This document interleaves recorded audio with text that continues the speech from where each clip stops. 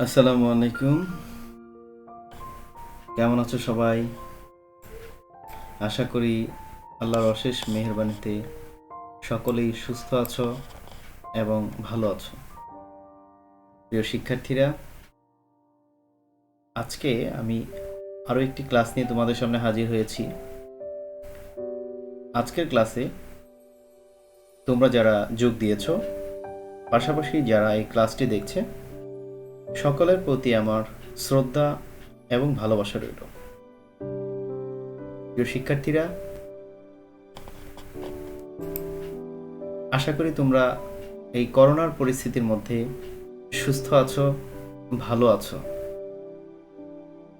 এবং তোমাদের জন্য সেই প্রত্যাশাই করি সারা পৃথিবীতে এই করোনার প্যান্ডেমিক সিচুয়েশনে তোমরা ভালো থাকবে, সুস্থ থাকবে। প্রিয় শিক্ষার্থীরা, চলো তাহলে ক্লাসে যাওয়া যাক।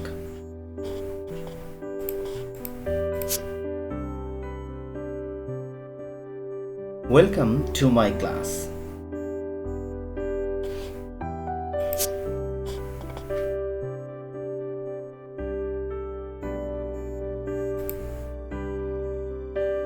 আমার ক্লাসে সকলকে স্বাগতম। This is me, Alamgir Hossain, lecturer, Department of Accounting, Podda Government College.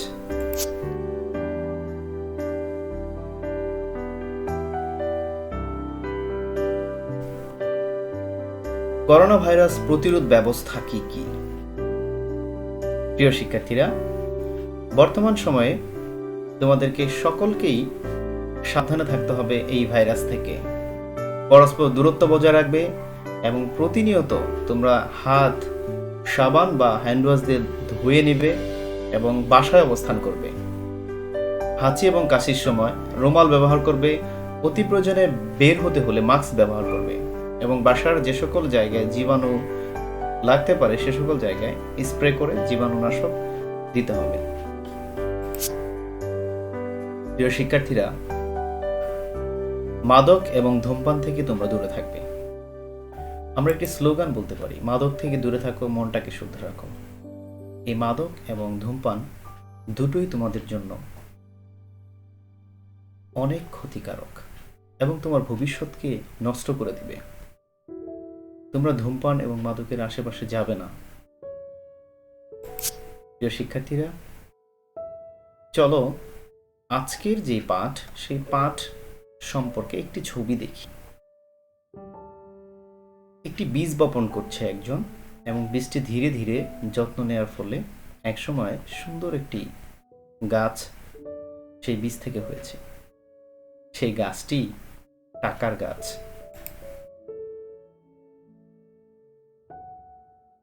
হ্যাঁ শিক্ষার্থীরা, আমরা এই টাকার গাছ লাগানোর যে প্রক্রিয়া, সেই প্রক্রিয়াটাই আজকের লেসনে, আজকের যে পাঠ সেটার সাথে শিখে নেব।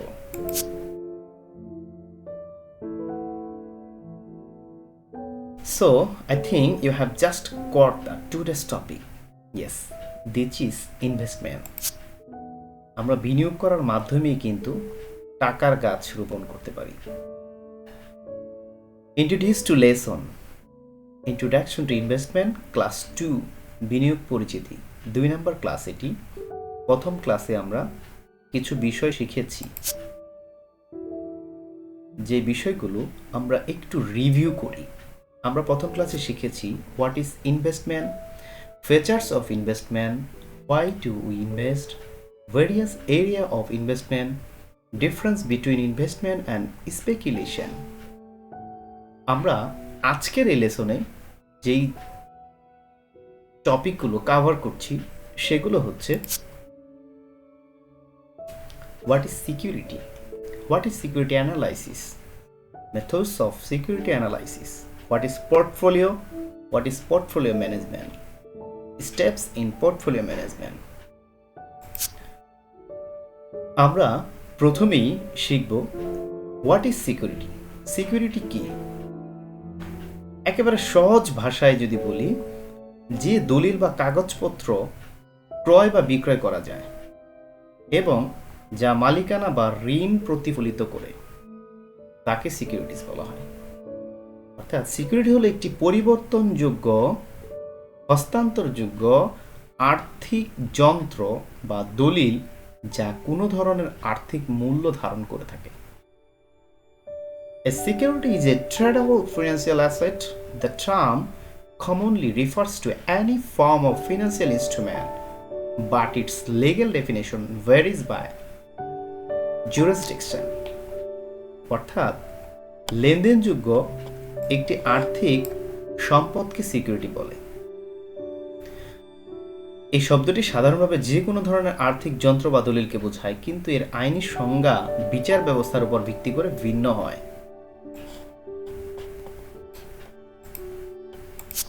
প্রিয় শিক্ষার্থীরা, তাহলে আমরা এই সিকিউরিটি কি সেটা কিছুটা জেনে নিলাম। এখন আমরা আসছি যে সিকিউরিটি অ্যানালাইসিস বলতে কি বোঝায়। Security analysis is the analysis of tradable financial instrument called securities. It deals with finding the proper value of individual securities, that is, stocks and bonds. These are usually classified into debt security, equities, or some hybrid of the two. Tradables credit derivatives are also securities. Security analysis refers to the method of analyzing the value of securities like share and other instruments to assess the total value of business. আমরা এই security অ্যানালাইসিসের মাধ্যমে এই জিনিসটাই বোঝাতে চাচ্ছি যে অনেকগুলো security যখন বিচার বিশ্লেষণের মাধ্যমে সঠিকভাবে নির্বাচন করা হয় যে কোন কোন সিকিউরিটিগুলোর মধ্যে আমার প্রফিট বেশি এবং আর্নিং পার শেয়ার বেশি, শেয়ারের ক্ষেত্রে এ সকল যে বিচার বিশ্লেষণ, এটাই হচ্ছে সিকিউরিটি অ্যানালাইসিস। অর্থাৎ সিকিউরিটি নিয়ে যে অ্যানালাইসিস করা হয় সেটাই আমরা বলতে পারি যে সিকিউরিটি অ্যানালাইসিস।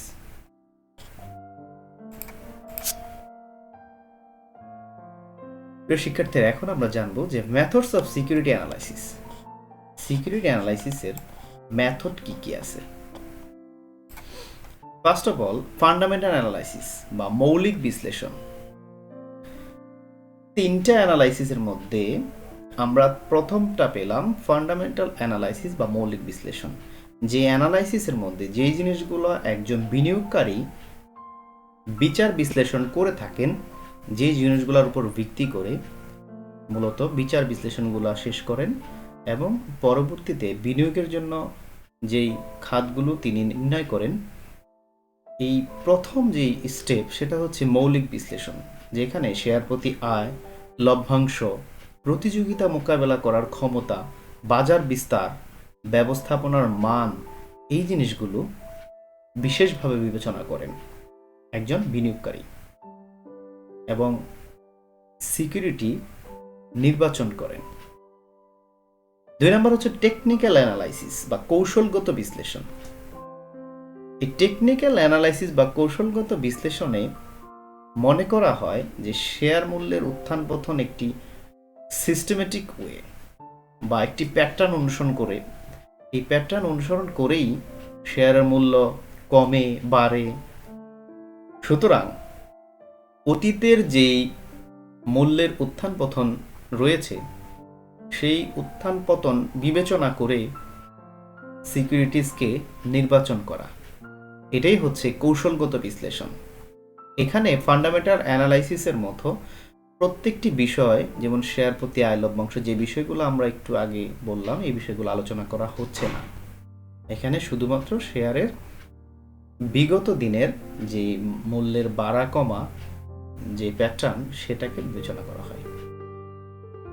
থার্ড হচ্ছে এফিসিয়েন্ট মার্কেট হাইপোথেসিস, দক্ষ বাজার প্রকল্প। শেয়ারের বাজার মূল্য এবং প্রকৃত মূল্য সবসময় সমান, এটা শুধুমাত্র এই মেথডে ভাবা হয় যে শেয়ারের বাজার মূল্য এবং প্রকৃত মূল্য সবসময় সমান হবে, সমান থাকবে। সুতরাং উপরের যে ফান্ডামেন্টাল অ্যানালাইসিস এবং টেকনিক্যাল অ্যানালাইসিস রয়েছে, এটা শুধু বিশ্লেষণ করা হয়। এই বিশ্লেষণের ফলে কোনো লাভ হয় না, শুধুই সময় নষ্ট হয়। এই ইফিসিয়েন্ট মার্কেট হাইপোথেসিসের ভাষায় কোনো বিশ্লেষণই কার্যকরী নয়। এখানে ইচ্ছে মতো একজন বিনিয়োগকারী শেয়ার কিনবে এবং যেই সিকিউরিটিজ, এই মার্কেটেবল সিকিউরিটিজগুলায় ইনভেস্ট করবে, তাহলেই সে প্রকৃত মুনাফা পেয়ে যাবে। এই লাস্ট স্টেপে এসে এটাই মনে করা হয়। এই তিনটা মেথডের মাধ্যমে সিকিউরিটি অ্যানালাইসিস করা হয়। প্রিয় শিক্ষার্থীরা, আমরা এখন যাচ্ছি যে হোয়াট ইজ পোর্টফোলিও। পোর্টফোলিও কি? কি খুব টেনশন? কোনো টেনশন করার দরকার নেই। খুব সহজে আমরা ছবি এবং গল্পের মাধ্যমে শিখব যে পোর্টফোলিও কি। চলো শিক্ষার্থীরা, আমরা পোর্টফোলিও শিখি। কি দেখতে পাচ্ছ? এক ঝুড়ি ডিম। হ্যাঁ, ঠিক দেখতে পাচ্ছ। আমি বলতে চাচ্ছি যে এই যে এতগুলা ডিম সব যদি আমি এক ঝুড়িতে রাখি, তাহলে কি ঘটতে পারে? চলো দেখা যাক কি ঘটতে পারে।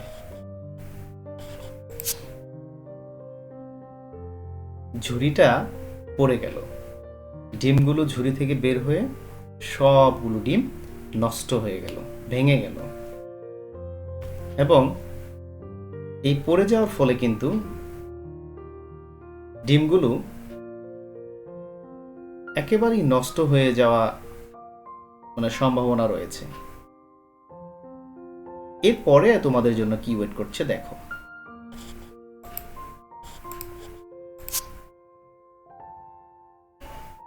ভাবো তো যে যদি এমন হতো যে ওই সবগুলা ডিমই, ওই ডিমগুলাই যদি আমি 3টা ঝুড়িতে রাখতাম, তাহলে কি ঘটতো? যে যদি কোনো দুর্ঘটনাক্রমে একটা ঝুড়িতে আঘাত লাগতো, তাহলে ওই ঝুড়ির ডিমগুলোই কিন্তু পড়ে গিয়ে ভাঙতো। বাকি 2 ঝুড়ির ডিম কিন্তু তোমার অক্ষত অবস্থা রয়েছে।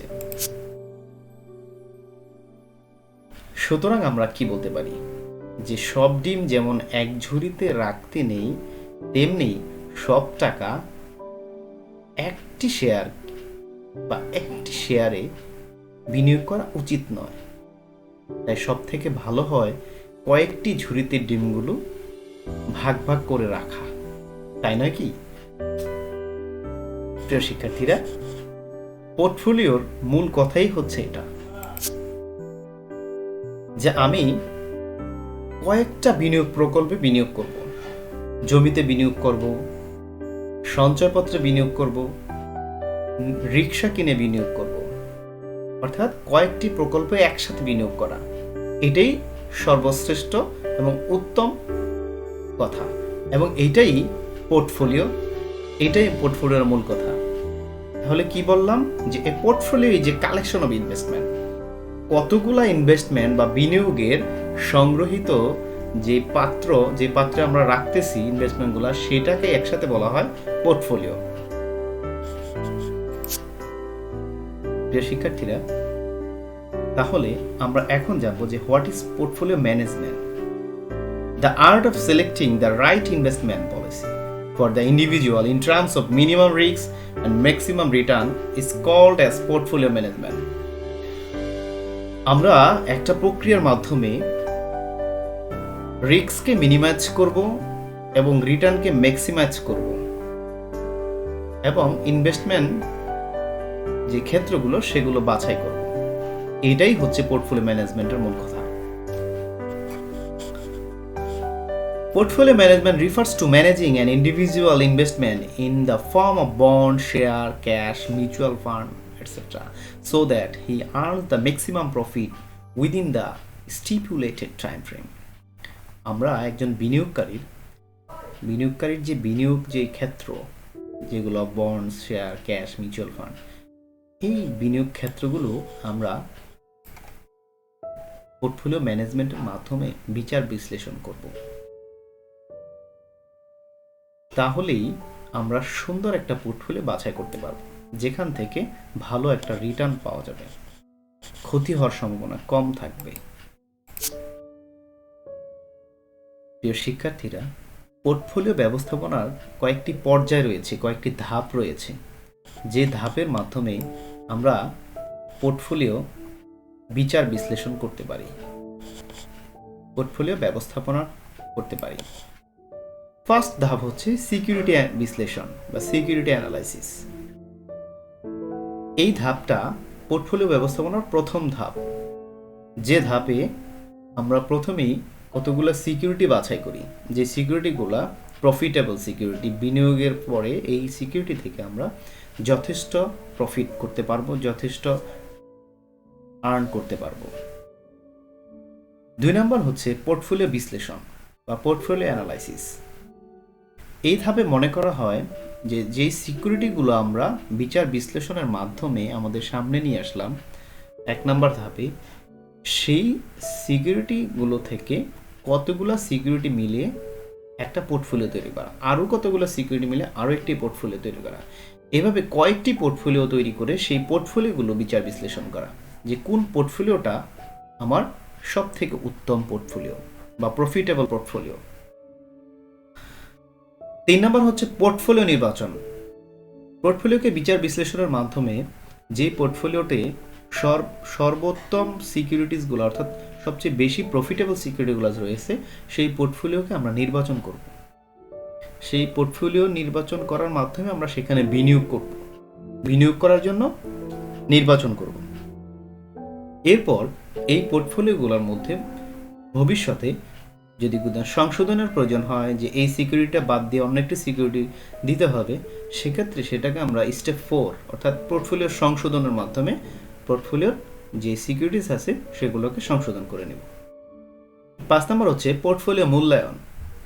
ফাইনালি যখন পোর্টফোলিওগুলো আমরা বিনিয়োগে নিয়ে গেলাম, এখন এই পোর্টফোলিওগুলোকে আমরা মূল্যায়ন করতে থাকবো, যে কোন পোর্টফোলিওগুলো থেকেই ভালো আর্নিং আসবে, ভালো প্রফিট আসবে, আয় হবে, এই পোর্টফোলিওগুলো মূল্যায়ন করতে হবে।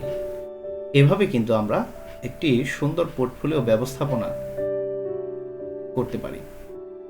অর্থাৎ বলা যায় যে পোর্টফোলিও ব্যবস্থাপনা একটা চলমান প্রক্রিয়া, এটা থেমে থাকবে না, চলমান থাকবে। আবার কিছু সিকিউরিটি বাছাই করব, পোর্টফোলিও বিশ্লেষণ করব, পোর্টফোলিও নির্বাচন করব, সংশোধন করব, মূল্যায়ন করব, এভাবে একটার পর একটা প্রক্রিয়া চলতে থাকবে। এই পোর্টফোলিও ব্যবস্থাপনাটা একটি চলমান প্রক্রিয়া। প্রিয় শিক্ষার্থীরা, তাহলে আজকের ক্লাস থেকে কতটুকু শিখতে পারলে বলো তো? পোর্টফোলিও বা পত্রকোষ কি? এত সুন্দর করে ছবির মাধ্যমে বোঝানোর পরে আমি আশা করব যে এই পোর্টফোলিও কি এটাকে জাস্ট 2 লাইনের মধ্যে আমাকে কমেন্টস করে জানাবে যে পোর্টফোলিওটা কি। তাহলে আমি সার্থক হব, আমার এই অনলাইন ক্লাস নেওয়া সার্থক হবে। প্রিয় শিক্ষার্থীরা,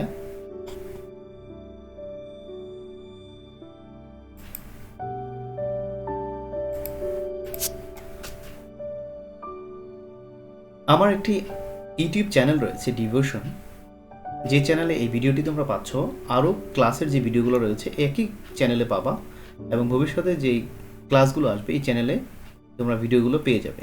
তোমরা ইচ্ছা করলে এই চ্যানেলটি সাবস্ক্রাইব করতে পারো, যাতে পরবর্তী যে ক্লাসগুলো সেগুলো তোমাদের কাছে অটোমেটিক চলে আসে, তোমাদের সামনে অটোমেটিক চলে আসে। প্রিয় শিক্ষার্থীরা, আজকের মতো এখানেই শেষ করছি। আবার একটি ক্লাস নিয়ে তোমাদের সামনে হয়তো বা হাজির হব ইনশাআল্লাহ।